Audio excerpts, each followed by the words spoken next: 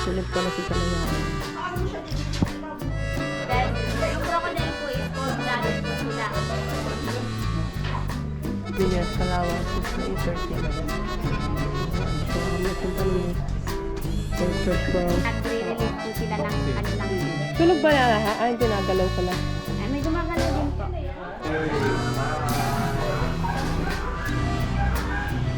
Yan. Pinagbukan mo sa amin noon?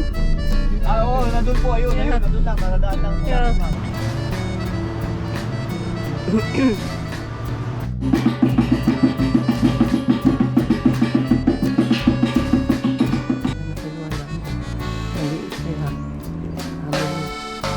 I-upgrade. Pupunta. Ito farmhouse tayo. Sila to we already have to guide chosen for all to pick up at for the mayor. Yan o, magandang ating yan o, sasakyan o, Innova.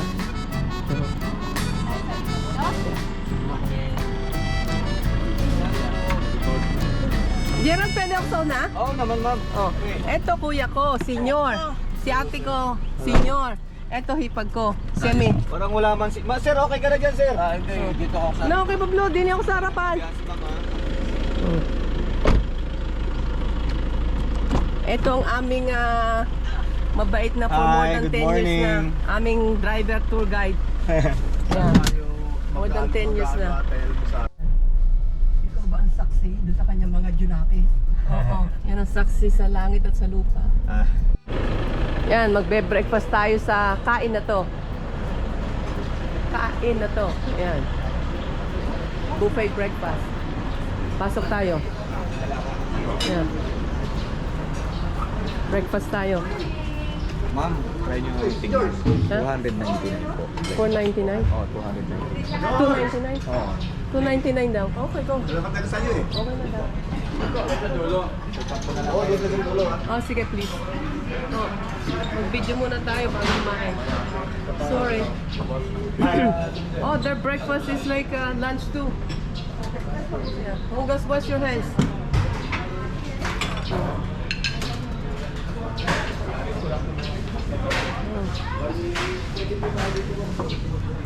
They have coffee, they have everything.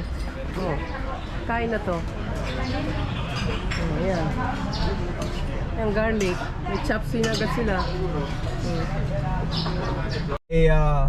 Tawag dito, tinatawag pong prison without bars. Kasi po, kahit yung bakod na to kita nyo, wala pong bakod yan, gate na lang kaagad. At ito po ay na-establish yung noong 1901 pa. Na hanggang ngayon po nag-ooperate po rin po yan siya.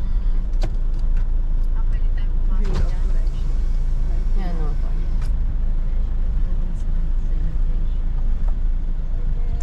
Morning. Welcome to Iwahig Penal Colony. Good morning, sir. Ma'am, sir. Morning sir, sa recreational hall lang. Okay. Ay, good morning sa recreational. Ngayon po, yung tatlong sub-colony, yun po yung Montibli, Inagawan at Tusbiminda. Yun po, merong mga tigta 3,000 inmates po tayo doon. So it was also divided into 3 securities. Meron tayong maximum security wearing orange shirt, at meron tayong medium security wearing blue shirt, at yung minimum security wearing brown shirt. So yung maximum security, sila po yung meron ding barracks pero bawal silang lumabas. So yun po ay kailangan munang sumunod sila sa patakaran ng Bucor para pwede silang ilipat. So nagkakaroon naman po ng privilege para po sila ay doon makita ko nagbabago po yung kanilang behavior. So usually ito mga maximum, sila yung mga bagong salta po dito, na pag binaba ng justice yung kanilang kaso at sinabing dito kayo nadalhin sa Palawan, Iwahig, doon nakakalungkot lang dahil sabi nila ayaw nila dito dahil malayo sa pamilya nila, mahirap ang dalaw. Totoo naman. Pero kalaunan po, napapansin nila na mas maganda po yung pamumuhay nila dito kumpara naman din po sa kanilang mga pinupuntahan. Pero depende pa rin yan sa kanilang pakiramdam. Pero yung iba naman po, ayon sa mga nakakausap ko, mas okay daw po sila dito. Ngayon, kapag sila po ay nasa loob ng kulungan, sila po ay naggagawa ng mga wood carving, paintings, at marami pa pong ibang souvenir items. Kaya po inopen po ang Iwahig para makapasok ang turista para makabili ng mga produkto. In this way, nakakapagpadala sila ng pera sa kanilang mga mahal sa buhay po. Good job. Opo. Yung iba mga foreign guests, nagtataka sila bakit ganun. Samantalang nakakatakot yan eh. Ano yan eh, iba't ibang kriminal nandiyan dyan. Oo. Pero, ginawan sila ng paraan. Hindi sila kagaya ng iba na pag may pumasok talagang para makatakas mga hostage. So hindi. Ito po mga medium security, speaking po. Sa mga medium security po, nakakalabas lamang po sila during farming and harvesting. Yan po. So, bago ka mag-medium, kailangan makita nila na talagang sumusunod ka sa kanilang batas. Galing ano? Ngayon, kapag may skill ka po, tingnan niyo po sila pag nagtatanim, oh. Ayan, oh. Sunod-sunod, sabay-sabay po yan sila. Mga preso yan. Opo, preso ang pinag-uusapan natin, ma'am. Tanggalin na? Opo, ma'am. Yan. Welcome to Iwahig Prison and Penal Farm, Bureau of Corrections, Handicraft Display Center. Alright. Bili kayo dito. Nangagawa ng ating mga inmates, mga kapatid.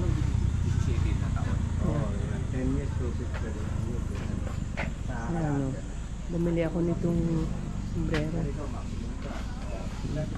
$5.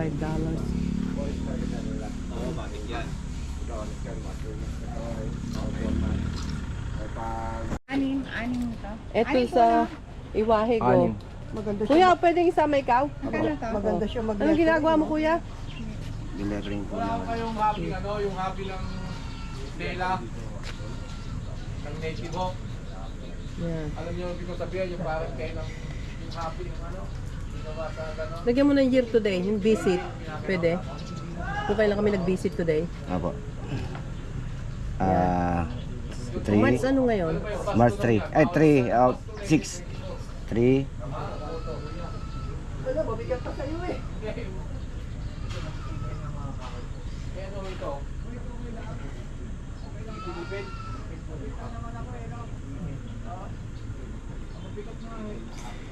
ay 6.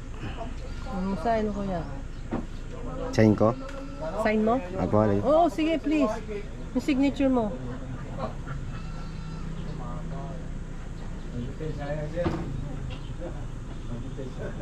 Mahaba ito. Nalagay natin sa Facebook, kuya, ha? Ayan, Santos. Apo. Thank you. 500 kasama ko. Saka 120. 620 po. Yeah, 620 ating babayaran. Ano? Silver. Kuya, ang pangalan mo ulit? Archie po. Ha? Archie. Archie Santos. Apo. Oh. May Facebook account ka? Wala po. Si ano? Oh, siya, pumunta tayo, mag-invite tayo para bilhin yung mga, ano mo dito, Sanchez. yung iyong mga arts and crafts sa recreation center ng Iwahig Penal Colony para yung ating mga kapatid dito na ano may Kay ma'am din to. pang ano, Hindi, kasama rin po to. hindi, may iba pang yun. padala sa kanilang pamilya. Now, Agusan del Sur, meron pong na-receive na report ang DNR or ang Department of Environment and Natural Resources na may mga missing carabaos, fisherman, or even a 12-year-old student. Ngayon, they asked for help dito po sa may Palawan Wildlife Rescue and Conservation Center na kung saan pinadala nila ang team headed by Ernesto Lolong Conyate. He's a veteran crocodile hunter who works for Palawan Wildlife Rescue and Conservation Center. And then, with this team, they were sent to Agusan del Sur in Mindanao. So that was 2011. So ngayon, before 9 days of captivation, suddenly, though they made some traps and they tracked this gigantic crocodile. Pero before 9 days of captivation, sad to say, namatay po si Ernesto Lolong Conyate because of heart attack. So, pinagpatuloy pa rin po ng team yung pag-hunt doon sa giant crocodile. So, nahuli po nila. So, imagine there are more than 100 people helping each other just to put him on a carriage or in a trailer truck, and they brought this crocodile to Bunawan Eco Park. In just a few days, meron pong zoologist na nagngangalang Adam Briton, and then he also works for Nat Geo, and then he measured this crocodile. He said that he's around 20 feet and 43 inches long. So it means he was actually 1 meter longer than case of Australia.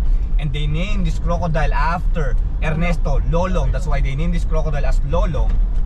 At yun po, na-declared siya as the biggest crocodile caught in captivity na nasa Guinness Book of Record na po ngayon. But after Si Lolong si Ruro. Opo, siya yung ano, di ba, bida? Opo, si Ruru Madrid. At ngayon po, after 2 years po, si lolong po na crocodile namatay po because of stress. Oh, Same thing po, basta usually mga crocodile po na nakalive sa wild for so many years, it's hard for them to adapt the environment unless sila po ay na-breed sa cage o sa isang farm. Kaya mahirap po talaga para sa kanila. Ngayon, yung skin and skeleton ni lolong was preserved at the Anthropologist Museum in Manila. Dito po sa ating pupuntahan ngayon sa Palawan Wildlife Rescue and Conservation Center, meron kayo makikita dyan sa lobby yung bones and skin po ni Rio. Rio, R-I-O, was caught in Rio Tuba, Batraza, Palawan in the south. So that was in August 4, 1990. Hinuli nila itong crocodile na to kasi nakatak na po siya sa community. Let's say ito po yung fisherman, yung crocodile. So nakita niyo po yung fisherman. So in-approach po niya yan, nag-submerge muna siya, lumapit siya doon. Nung nakita niya yung silhouette, lumangoy siya ng mabilis at tumalon. Pagtalon po niya, nagdalawang isip po siya. So kaya po sinagpang na lang niya yung lower right leg ng fisherman. So isa po sa characteristic ng crocodile, they rolled. Meron silang death roll. That's why the fisherman was cut into half. So while he was actually snapped po yan, nasa around 3,700 PSI po yung tibay ng jaw, kaya naglalak po yan. Kaya pag roll niyan, putol ka talaga. At the same time, while he was chewing the lower right leg, he remembered po, na-confused kasi siya kung bakit niya hindi kinakain yung upper part, samantalang yun yung pinakamadaling masagpang. Nakita po kasi niya na nakalakos na damit yung fisherman, kaya hindi niya kinain yung kinagat yung upper part. Oo. Oo. Eh habang inunguya niya po yung lower right leg, may pero po siya nalasahan kakaiba. That's why he spit something on his mouth, and then he found out that the fisherman is also wearing Crocs slipper. Ayun. Aray ko, sabi niya, I made a mistake, I'm sorry. Ayan, ganun. So yun po, hinuli siya at nilagay po siya dito sa may crocodile farm. But after 5 months of captivation, Rio died because of stress. The same thing with lolong po. So that's why his skin and bones was preserved dyan po sa lobby. Speaking of skin po, to make bags, belts, and shoes, only 3 to 5 years old baby saltwater crocodile lang po yung allowed to process for making bags, belts, and shoes. Kaya sila, pagkatapos po, diretso kayo sa hatchling area, makikita nyo yung mga juvenile crocodile. Pagkatapos po, sunod doon, may bridge kung saan underneath the bridge, ando doon po yung malalaking crocodile. So ingat po tayo doon, mga ma'am and sir, ha? Tapos kasi anything that will drop doon po sa bridge, iba na po ang brand niyan. Po. At the same time, sayang, di naisod ni Kuya Pablo yung kanyang lakos para makapag-reunite. ayun. Welcome to Palawan Wildlife Rescue and Conservation Center. Yan. Mamaya gagala tayo dun sa loob. Crocodile Farm. Formerly known as the Crocodile Farming Institute. I am Junabel, which is the student of the Dallas School for Rodent Craftsman, your guide for this tour. So to begin with, this is Rio, RIO 17.6 feet long or about 5 meters. A male saltwater during night time po sa natural habitats po. So, watch out ha. Yan, outside tour na tayo. Kasi kung sa kanina madilim sa inside eh. Nasa Samsung yun. kuya nilang bulaklak. Yan. Yan na. Hoy! Mahal yan. Eh? So, sa loob po ng hatchling house, makikita niyo po doon yung 1 to 3 years old na freshwater and saltwater crocodile po. Then ito po yung building na to, ito po yung incubator area po namin, kung saan po nilalagay yung mga eggs ng crocodile para ma-hatch po. Then dito naman po, ito po yung quarantine area or yung restricted area po, kung saan yung mga injured animals and turnover animals na dinadala dito, then kapag po nilalagay kasi po hindi sila pwedeng i-display sa like sa pupuntahan po natin na big pens like sa mga big crocodile na po kasi po yung breeders na crocodile is masyadong aggressive. Pasok pa. Pasok tayo.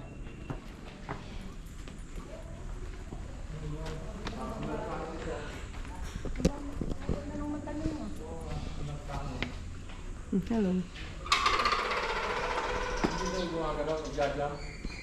Tinatawag po sila. Freshwater crocodile. Pwede mo video? Pwede po. So, meron po yan silang differences ng freshwater at saltwater po. So, yung freshwater po, meron po silang alive spot or stripe sa kanilang balat. Then, yung saltwater naman is meron silang scattered spot or mga dots po sa kanilang balat. Yan. Nakatingin. Then, as you can see po, yung iba po nasa individual tanks, ano po sila dominant po Crocodilus. Ito yung local na crocodile dito. Scott Crocodilus mondorensis. Saltwater na. Yes po. Oh, malaki ano. Sa different area. Ito naman yung Indo-Pacific. Saltwater. Crocodilus, Trosilus.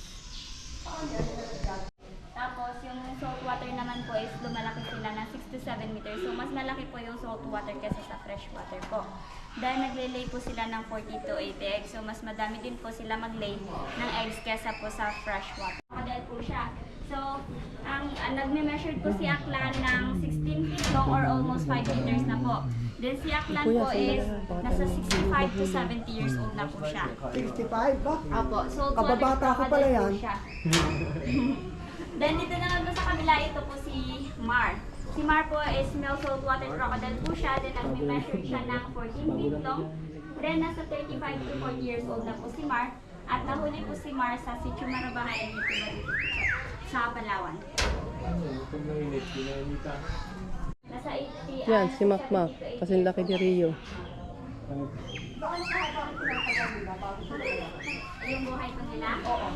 Tingin mo, mas malaki. 100 years pala sila. Para ding human being. Si Kalayaan. Si Kalayaan po is male saltwater crocodile po siya. Then Si Kalayaan. siya ng 15.9 feet long.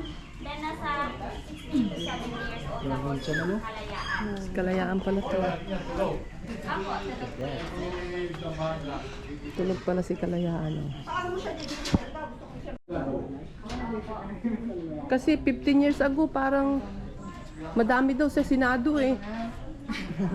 So dito naman po ito po ay saltwater crocodile po. So nasa 8 to 10 years old na po sila. Then, ayun po, as you can see po, ito po may mga nakakanga po. Dumarami na pala. Po, nagre-release po sila ng kanilang init ng katawan or nagko-cooling off po sila.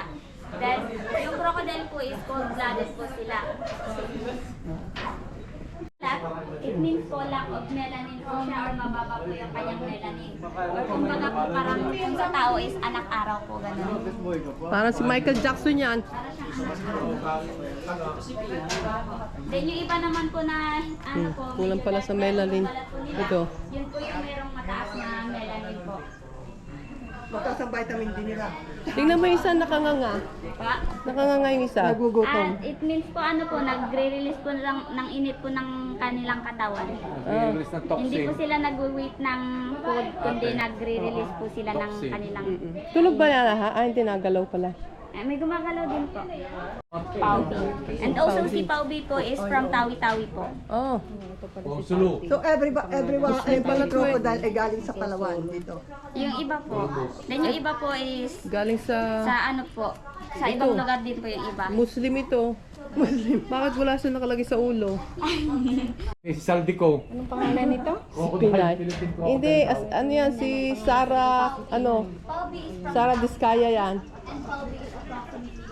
Si Pinay. And si Pinay po is ready na din po siya mag-breed or mag-lay po ng eggs. Kasi po yung sexually matured po ng crocodile is nasa 8 to 12 years old. Saan sila naglelay ng egg dyan? Ano po, dadalhin po siya sa restricted area. Oh. Apo, doon po sila kasi. May, ano siya dito?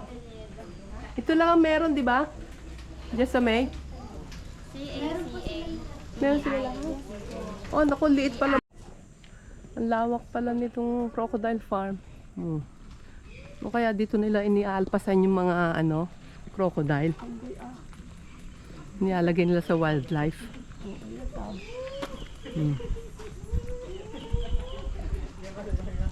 Puro forestry pala to yan, oh. Ito, Palawan porcupine. Baka maubos ang aking ano eh.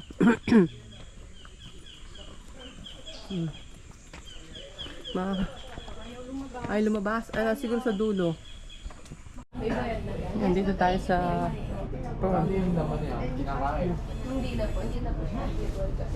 Earl's Jewelry and Souvenir, Palawan since 2013. Ayan, dito nga kami napunta nun eh. Cultured pearl, freshwater pearl. Ayan, ang ganda. Ayan. Ang dami dito.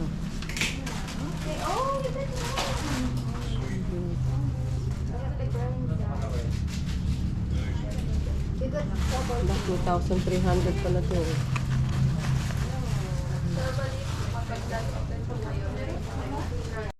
Itong Butterfly Eco Garden and Tribal Village.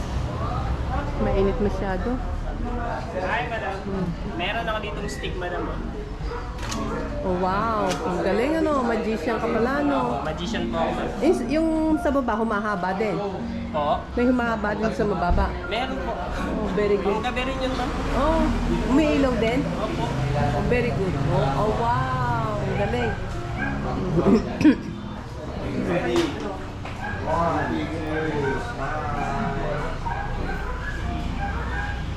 Yan, Palawan, the best island. 19 tribes. 1, 2, 3. Gusto niyo po kayong lahat Para, po, ma'am? para palang crocodile to, no? Opo, ma'am, kayong lahat po.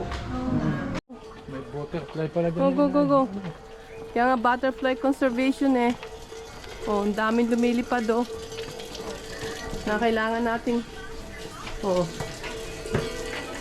butterfly life cycle, larva, pupa, chrysalis, adult. Yan oh. Ang dami. Excuse me. Pusa? Ang init. Bear cat. Bear cat. Bear Oh, na may ang tindi ano. bear na may hat. Ang laki. Go, go, go. Natutulog. Daming butterfly. Also, we have a Palawan bear cat. It's not a bear nor a cat, it's a bear cat. Locally known as Binturo. And also, they're endemic. You can only find here the island of Palawan. Also, we have here the most handsome. Palawan BDP considered most handsome because of his bear. Ariko. Okay? I'm like one of the indigenous people of Palawan. But for now, let's proceed this side. We have here a banana with a sugar solution. Alternative food for our butterflies.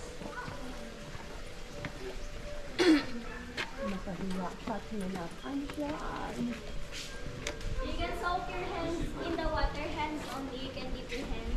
And the fish will eat your dead skin. Bakit di tayo dumaan din eh? Ang daming butterfly oh.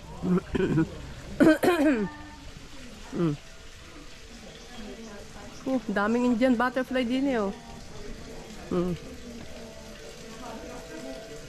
Lumilipad ang mga butterfly, fly away. Oh, ayun. Dito naman daan pala ng pwede rin din eh. Oh, kala ko may nakangiti sa akin. Kala ko may nakangiti sa akin eh.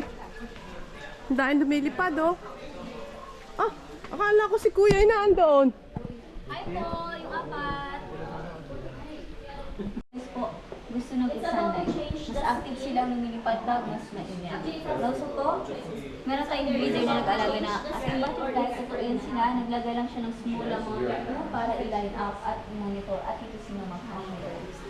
Ang sabihan ko naman na, It depends on the size. malawang malpinsan, nabalag sila po ay nasa 20 babies or more. Palawan na Ayun oh. Papatuloy na Ay, natin ultimo, yung kakulay na. Tribal Village. Doon po kayo papasok at mayroon kayong guide sa taas. Oh. Dito po yung balik niyo after 10 to 15 minutes. Okay. Pagbalik niyo po dito, you can humarang bago kayo mag-exit. Okay. Look before crow. Thank you. Yan. Another crocodile. Yeah, marami yung sinado. O, Tess, tatoy ang kasada. Welcome. Ito, Tribal Village.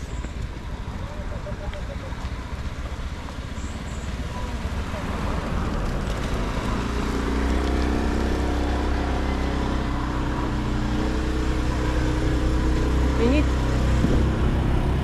Palawan, and they are called Palawan Shrine. But in the mainland of Palawan, we are really composed of three major tribes. So first, we have the Tagbanwa. Second, we also have the Bataks. And the third one are them. They are called Palawan Shire. So if you're familiar with the Taboman of Caveman, they are also possible descendants. If you're wondering that why they are here, bakit sila nandito, actually sir ma'am, since 1976, this village was became their temporary home or shelter. It's away from the mountain. So some of them just stay here for a couple of days, weeks, and months, and after that, they go back to the mountain again. From the mountain, another set of family will go down here at the same time. They bring product at the souvenir shop back in the garden. Some of them, Ang haba they ng speak saging, Tagalog oh. already, especially the younger generation, because they have Ayan, access 2 to meters. education. Some of My them, they go goodness. to school. But big naman, okay, so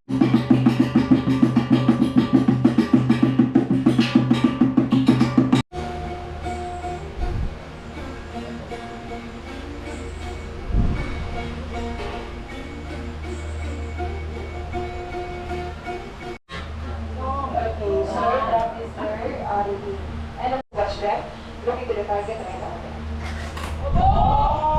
Oh, galing ah. So that's how they hunt the big animals. Galing kong magsipag ano. Okay, so the children at the young age, they also start na rin to train on how to create that fire. That is also part of their survival. Napahawakan ng sawa.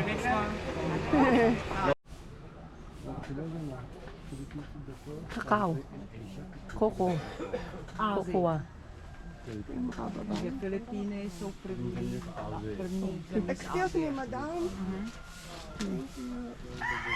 Philippines is the first country in Asia to cultivate cacao. Cacao first arrived in the Philippines in the 1600s, brought from Mexico through galleon trade. I see. Dini pala ang cacao plantation niyo. From sacred drink to sweet treat. Yan. Cacao. Theobroma cacao. Para akala ko si Barack Obama yan eh. Ang gabi ito na. Yan kay Pablo sa taas? Oh, yan.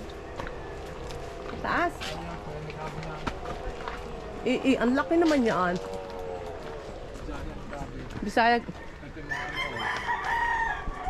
Unang Palawan, naging former governor ng Unang Palawan. Mr. Spark. Ayun, open po yun ito sa public para po makita po natin or maalala po natin siya. So dito po, usually po ginagawa namin, picture taking po, siyempre, Zipline. zipline, yung giant slide, giant swing, overlooking po siya. Eh, yung congressman dito may kaso. Nagpapaputol yata ng ano, nagaging sino yun? Yan po, yung overlooking po yan ng Honda Bay po. Yan, See? pag mag-island hopping dyan po yan. Kita mo yung overlooking. Overlooking po dito. Looking over. Tayo sa overlooking area. Yan. So ayan, nandito yung mga activity po na ginagawa natin. Yan, dito nag-zipline yung aking mag-ama. Opo. Hindi po. Yung munang dalawang mag-asawa. Dini. Saan ba? Unahin mo natin ito sir, background yung bahay ni Mitra po. Ayan. Si Congressman Mitra ba yan? Senator Mitra? Senator po. You ready? 1, 2, smile. Hindi pa gaanong corruption nung araw, Yan, kaya so wala dito pang naman po gaano. Kuha mo na yung dalawa muna. So, malanggap. 1, 2. Mitra's Farm. Kita mo ang Honda Bay. Yan. Sa Balayong Park. Tapos upon the mountain hanggang existing po sila. So kami dito po kami nagja-jogging. Ayan po sa right side may oval tayo dyan. Nag-held tayo ng mga big events dito kagaya ng mga 70.3 Ironman. Twice na po yan. Palarong pambansa, Batang Pinoy. Kung ang Pilipinas po na may mga malalaking event tayo pagdating sa mga games, ay ang Palawan po gusto po nila maging sports capital of the Philippines. So marami po tayo mga pambato na nanggagaling din po ng Palawan na isinasali natin kahit mga swimmer, mga kung ano, marami pong event no na pwedeng salihan. Tapos nagtatayo rin tayo ng giant Christmas tree dito po, mga 135 feet tall na giant Christmas tree no. At December 1 po meron tayong fireworks display din po. At nakaraan lang po may nag-concert po dito yung Cup of Joe, ewan ko kung alam niyo po yan. Ayun sir, may bulaklak po yun no, nagpipink pa po. Marami pala ditong ano. So Balayong, ito po ay nag-celebrate Balayong kami ng Balayong Festival nung 4. Dahil yan po ay founding anniversary din po ng Puerto Princesa kasi nung una pong dumayo ang or pumunta ang Cherry mga Spaniards noong blossoms. March 4, 1872. At after few days noong March 10, ang unang misa po ay nangyari noong March 10, 1872. At doon po ay pinangunahan po ni St. Ezekiel Moreno. Dito rin po sa right side natin meron din tayong dancing fountain. Test mo lang Oh, yan po. Ayan, bulaklak na. namumulaklak na, kasabay pala ng Korea. Akala ko mamumulaklak lang yan sa mga malalamig na lugar. Yung pala sa Philippines meron din. Sa gabi po, dito sa right side, around 6 o'clock in the evening, turn on po nila yung ating dancing fountain. At that adds charm within this park po. Parang ano, Las Vegas. Ba malaki pala tong ano nyo, itong World Champions Arena. Opo, dahil nagkaroon po tayo ng World Dragon Boat Competition or International Dragon Boat Competition doon po yung sa may Baywalk. Marami po. Ito po ang mga indoor sports activity area natin, kagaya ng mga sepak takraw, boxing, taekwondo, lawn tennis, table tennis at marami pa pong iba. Sa likod po, Olympic swimming pool. Ito sir, siyempre yung buntot po ng peacock yan sir. Kaya po 68. ganyan, yan po yung official serial or logo ng Puerto Princesa. Kung saan ito po makikita nyo po yung peacock po, yan po, landmark po yan. Kung sa Puerto Princesa po, peacock po ang logo. At ito yung kinuwento ko po sa inyo na Palawan State University na unang nagkaroon po ng course na Petroleum Engineering course. Ito po yun, Petroleum Palawan State Engineering, University. Palawan State. Yung tungkol po PSU. sa oil. mga Free ganyan. pala dyan free mag-aral dyan Basta university po, may mga libre pong aral. State dito. University, yeah. Opo. Yan, yung peacock po sa left side natin. Buti hindi tayo naglakad. Naku, hindi na ako bababa. Pick up daw yung malas malas daw ang pick up. Philippines po ang Puerto Princesa. Marami pang extra spaces. Too much talaga ang El Nino.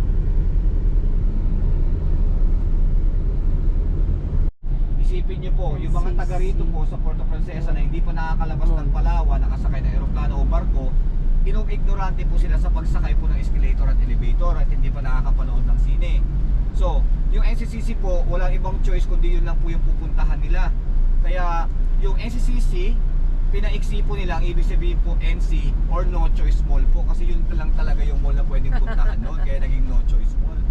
Pero isipin niyo po, wala pong escalator, walang elevator. Nung dumating po si Unitap Mall, yan, madadaanan po natin Unitap Mall. Ngayon po, yung sa Unitap Mall po na yan, yan po ang unang mall na mayroong escalator at elevator. Pero wala pa rin sinihan. So yung mga bata po, ginawa po nilang playground yung escalator. Yung mga matatanda, nahihirapan po sila mag-step doon sa escalator kasi gumagalaw po. Kaya may na-experience po ako dyan, yung mismong matandang babae, hindi makahakbang.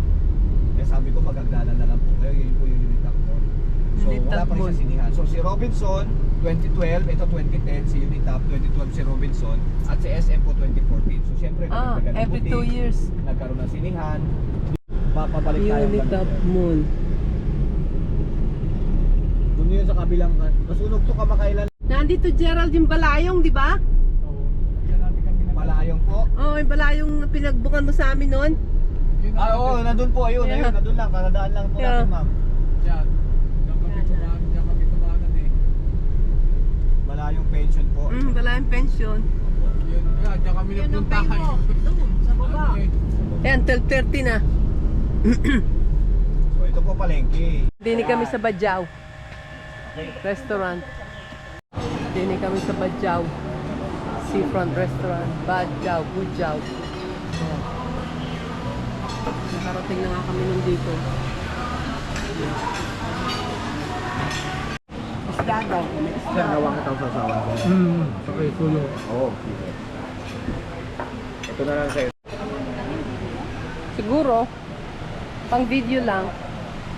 Paano mag-transfer niya? Sinoli. SD card. May SD card, i-read, may reader siya. Meron pa akong 2 hours. 8 hours.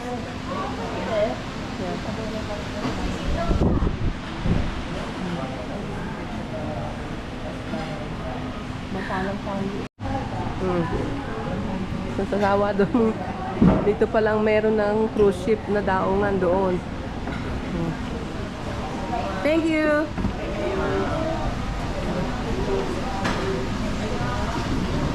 Goodbye. Goodbye, Palawan.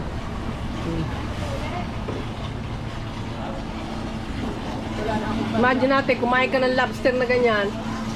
Wala akong bariya. Nag-ano pala sila ng lobster eh. Nagsiserve. Timbakawan.